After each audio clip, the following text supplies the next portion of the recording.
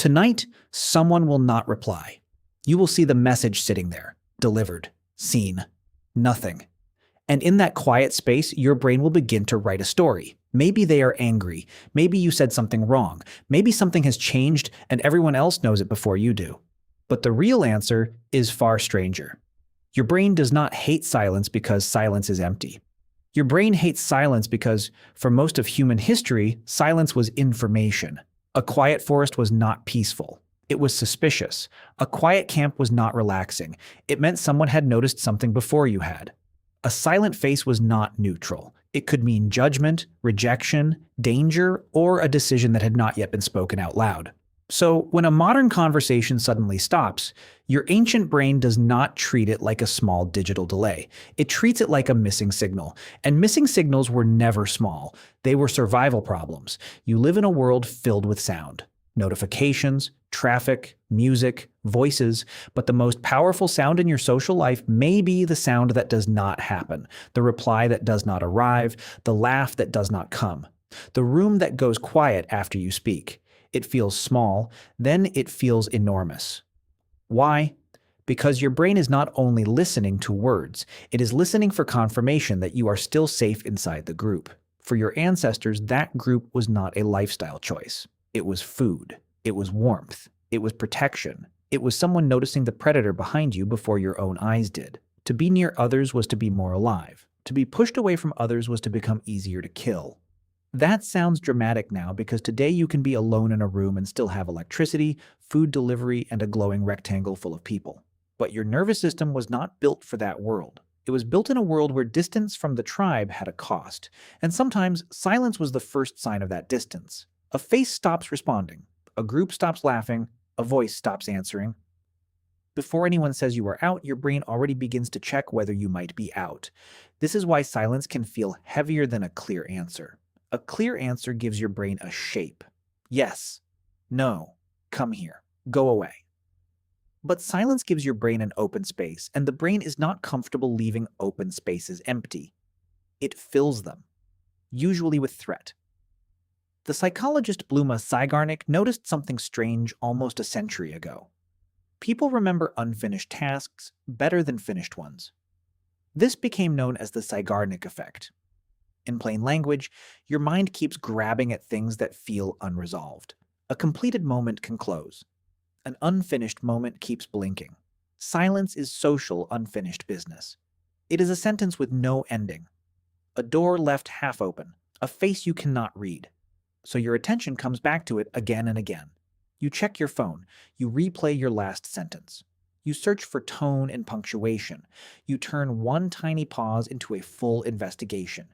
And because the question is social, your brain treats it as important. Not because you are weak, because you are human. The human brain is a prediction machine. It is always guessing what will happen next before the next thing happens. Neuroscientist Lisa Feldman Barrett has described the brain as an organ that predicts, using the past to prepare the body for what might come. You do not wait for danger and then react. Your brain tries to predict danger early so your body can be ready before the danger arrives. This is useful when the sound in the bushes might be a predator. It is less useful when the silence in a chat might just mean someone is eating dinner. But the system is old. It is fast. It does not begin with a calm spreadsheet of possibilities. It begins with one ancient question: what could go wrong?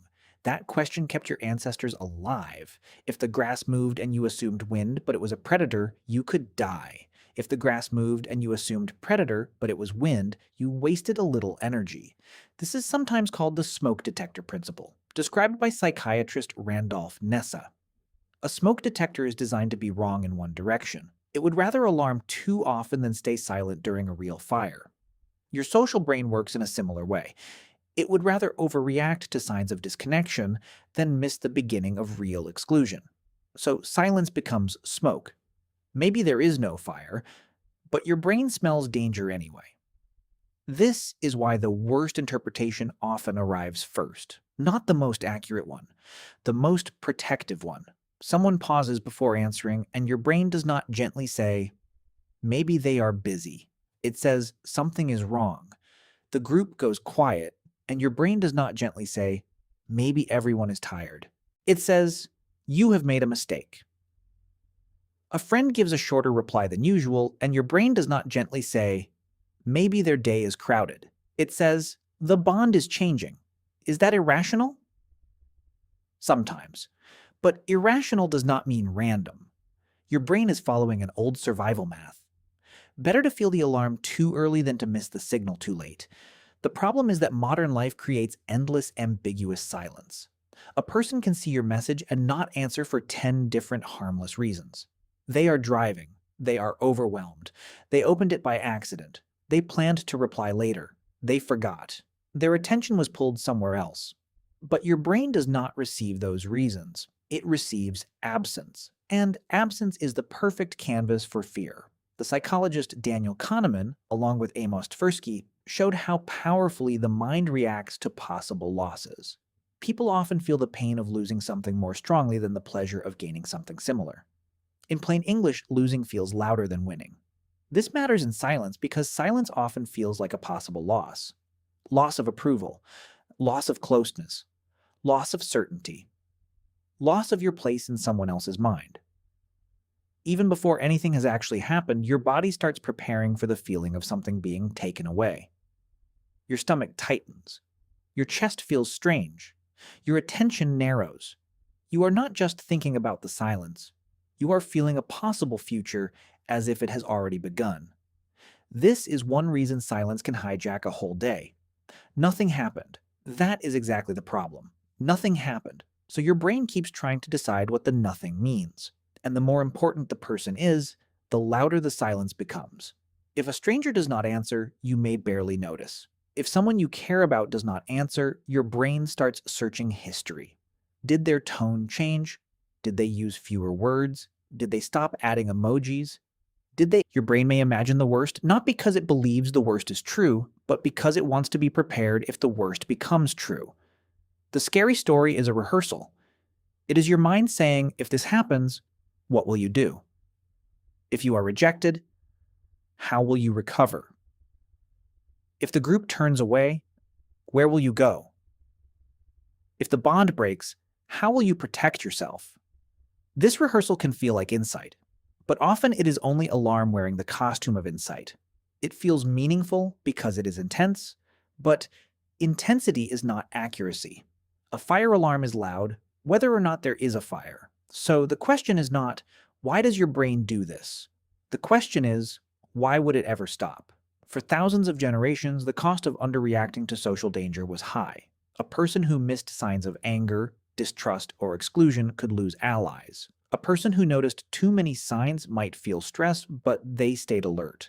Evolution does not design for perfect peace. It designs for survival. So you inherited a brain that is sensitive to social gaps. A pause, a blank face, a delayed answer, a sudden silence after warmth. These are small things in modern life, but they resemble old things, and your body responds to resemblance. This is why telling yourself to just stop overthinking often does not work. You are trying to argue with a system that is older than argument. The system is not asking for a motivational quote. It is asking for certainty, but certainty is not always available. So the useful skill is not to force silence to feel safe immediately. It is to notice what your brain is doing inside it. You can say, this is an unfinished loop. You can say, this is my prediction system trying to protect me. You can say, this is my smoke detector, and smoke detectors can be loud without being correct. That does not erase the feeling, but it changes your relationship to the feeling. Instead of becoming the story, you can watch the story forming. Someone has not replied. That is the fact. My brain is imagining rejection. That is the prediction. My body is preparing for loss. That is the alarm. The three are not the same thing. And when you can separate them, silence becomes less magical. Still uncomfortable, still sharp, but less mysterious. You begin to see that the silence is not only about the other person. It is also about the ancient brain inside you, trying to solve an old problem with modern clues. A delayed text becomes a quiet forest. A pause in conversation becomes a tribe holding its breath. A neutral face becomes a possible verdict. Your world changed faster than your nervous system did. So your brain still listens to silence as if something hidden may be moving inside it. Sometimes, something is.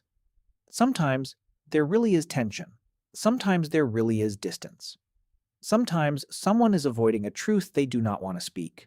Your brain is not always wrong. That is what makes this so difficult. If silence were always harmless, you could ignore it. But silence can mean many things. That is exactly why it is powerful. It is not an answer. It is a doorway to possible answers, and your brain usually walks through the darkest one first. So the next time someone does not reply, notice the ancient scene that appears in your body. Notice how quickly a blank screen becomes a campfire going quiet. Notice how quickly a pause becomes a warning. Notice how quickly your mind tries to turn absence into a story.